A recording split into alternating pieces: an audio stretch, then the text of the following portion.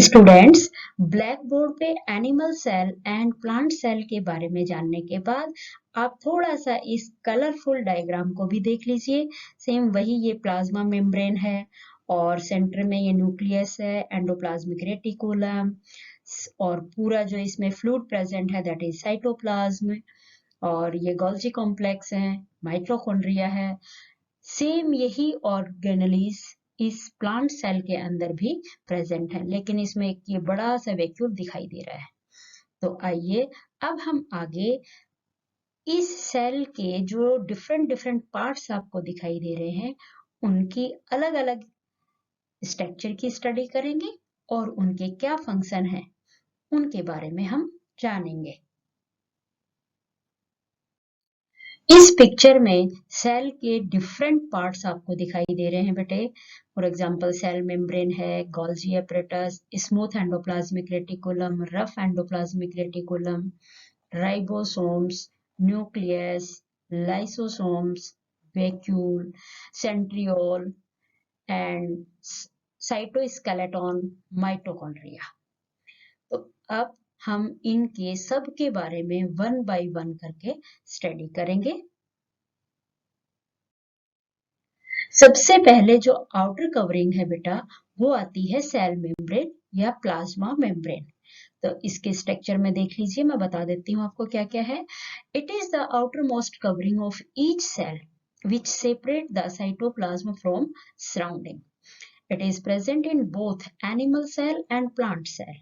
It is made up of protein and lipids. It is flexible and can be folded, broken and reunited. यहाँ देखिए ये एक ऊपर की लेयर है और ये दूसरी लेयर है, तो दोनों मिलकर बनाती हैं सेल मेम्ब्रेन। और आगे देखते हैं हम इसके function.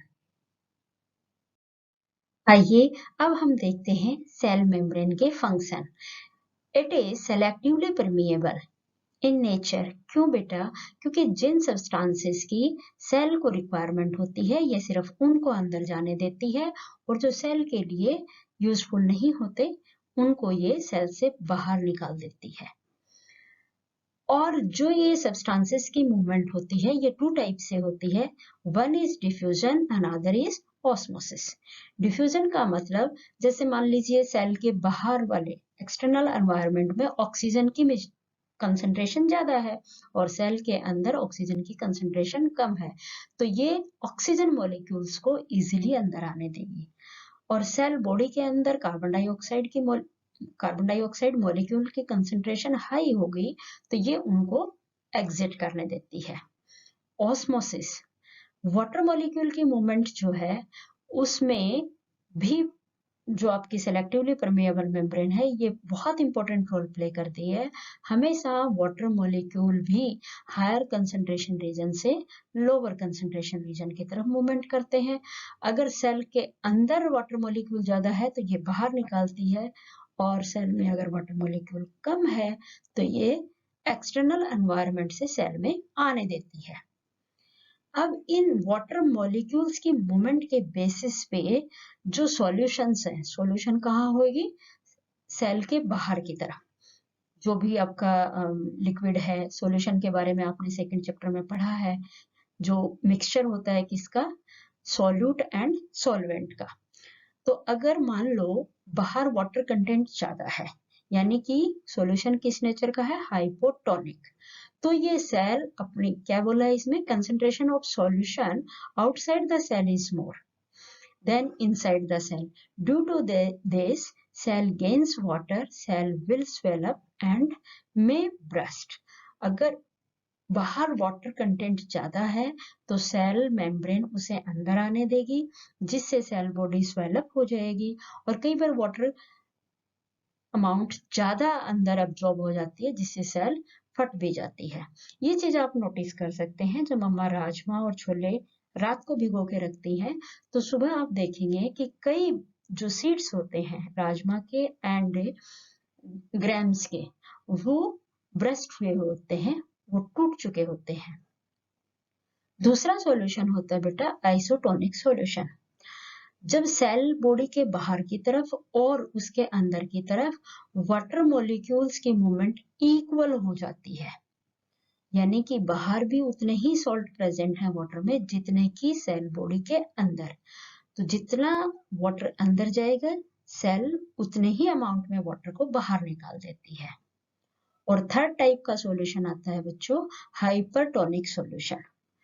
Concentration of solution outside the cell is less than inside the cell due to lose water and shrink। और इसकी वजह से सेल क्या करेगी, वाटर लूज कर देगी और श्रिंक हो जाएगी। अब इन तीनों को मैं आपको बताऊंगी। जैसे मान लो रात को राजमा और छोले मम्मा ने भिगो के रखे, सुबह वो स्वेल अप हो गए, आपने थोड़े से किशमिश के सीड्स वाटर में डाले और साथ में उसमें हल्का सा सॉल्ट डाल दिया, तो आप क्या देखेंगे कि ना तो वो स्वेलअप हो रहे हैं और ना ही वो श्रिंक हो रहे हैं। तो मतलब सॉल्यूशन कैसा हुआ, आइसोटोनिक। हाइपरटोनिक सॉल्यूशन में आप क्या देखते हैं, अगर ग्रेप्स को आप सॉल्टी वाटर में रख दोगे तो वो ग्रेप्स के अंदर जो वाटर कंटेंट है वो निकल के सॉल्टी वाटर में आ जाएगा, और this salty water is known as hypertonic solution. तो होप कि तीनों टाइप के सॉल्यूशन क्लियर हो गए होंगे। एनिमल्स की आउटर कवरिंग होती है सेल मेम्ब्रेन, लेकिन प्लांट्स में इस सेल मेम्ब्रेन के बाहर एक दूसरी लेयर और होती है children, that is called cell wall. तो सेल वॉल की जो स्ट्रक्चर है वो इस टाइप की होती है। ये नीचे आपको प्लाज्मा मेम्ब्रेन दिख रही है और इसके ऊपर ये पूरी की पूरी क्या है, सेल वॉल। तो इस स्ट्रक्चर में आप देखिए क्या क्या पॉइंट्स हैं इसके। It is the outermost covering of plant, it is absent in animal cell, it is rigid, strong, porous and non-living structure. It is made up of cellulose. Cell wall of two cells are joined by a layer called lamellae. अगर दो sales आपस में जो joint रहती हैं वो इस substances से जॉइंट रहती हैं और इसका नाम होता है लैमेले। अब सेल वॉल का फंक्शन क्या है, देखिए बेटा, it provide definite shape to the cell. Plant cell rigid होती हैं तो वो रिजिडनेस किसकी वजह से आती है, सेल वॉल की वजह से। It provide strength to the cell and third it is permeable and allow substances of different size. Different size की सबस्टांसेस की परमिशन देने का काम सेल वॉल करती है, यानी सेल वॉल भी पोरस होती है। जो सेकेंड बेसिक यूनिट आती है बच्चों हर सेल में जो प्रेजेंट होती है, that is called nucleus. So it is present at the centre in animal cell and near cell membrane in the plant cell. ये तो हो गई है इसकी लोकेशन। अब देखिए स्ट्रक्चर कैसी दिखाई दे रही है, इसकी पूरी स्फेयर लाइक स्ट्रक्चर प्रेजेंट है। और या बोल कह सकते हैं आप इसको, जब हम इसको कट करते हैं तो इसके अंदर क्या क्या है, आउटर कवरिंग तो क्या हो जाएगी, न्यूक्लियर मेम्ब्रेन। इसके अंदर जो फ्लूइड प्रेजेंट होता है दैट इज कॉल्ड न्यूक्लियोप्लाज्म, और इसके बीच में भी एक स्फेरिकल स्ट्रक्चर प्रेजेंट है बच्चों जिसको बोलते हैं हम न्यूक्लियोलस।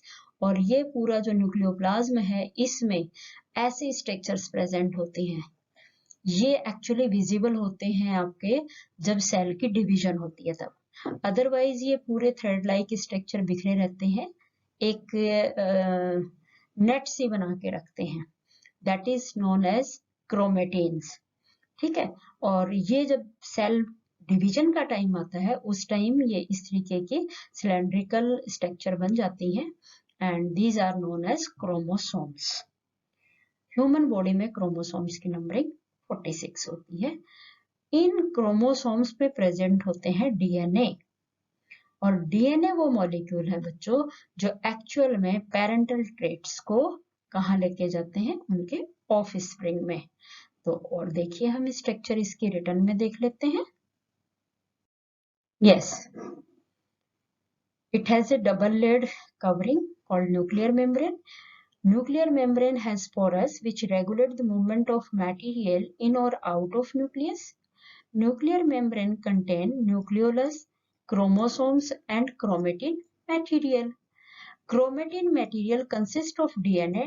DNA की full form क्या होती है बेटे, deoxyribonucleic acid and protein. अब जो न्यूक्लियस है उसका फंक्शन देखिए। जिस तरीके से हमारी बॉडी में ब्रेन का रोल होता है जो पूरी बॉडी को कंट्रोल करता है, ठीक ऐसे ही बच्चों न्यूक्लियस सेल का ब्रेन होता है। सेल की हर एक्टिविटी को कंट्रोल करता है ये। और दूसरा काम क्या है इसका? Chromosomes contain information for inheritance of feature from parents to next generation. यानी कि जो आपके डीएनए होते हैं वो पेरेंट्स के ट्रेट्स को उनके बच्चों तक लेकर जाते हैं।